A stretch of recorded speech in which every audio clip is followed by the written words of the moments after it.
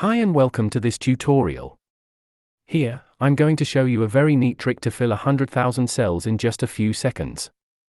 So, what I'm going to show you how to do is to enter the numbers 1 through 100,000 in the left column right here.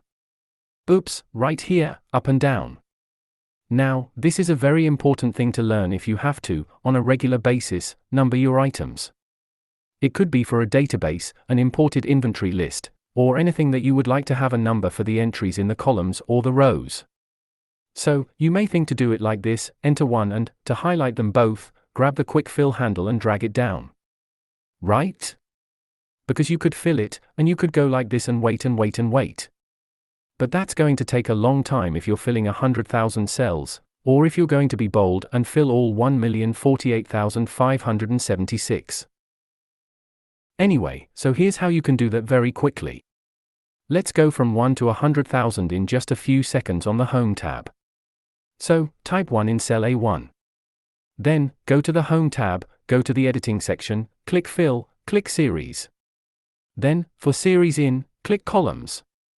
If I click Columns, it's going to make you go 1 to 100,000 up and down in column A. If I select Rows, it will make it go 100,000 in row 1, so all the way left to right. Rows is left to right, columns up and down.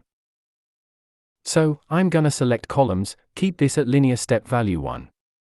That's the value that I would like to increase each cell by, so I want it to increase by 1. And the stop value, so when would I like to stop?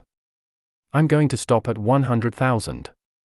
If I wanted to go by 10, so 10, 20, 30, 40, 50, I would make a step value 10 instead of 1. So anyway, we've got that set. Go ahead and click OK and check it out.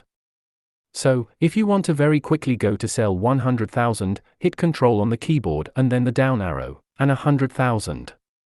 So that will really save you a lot of time if you're trying to fill in numbers like that.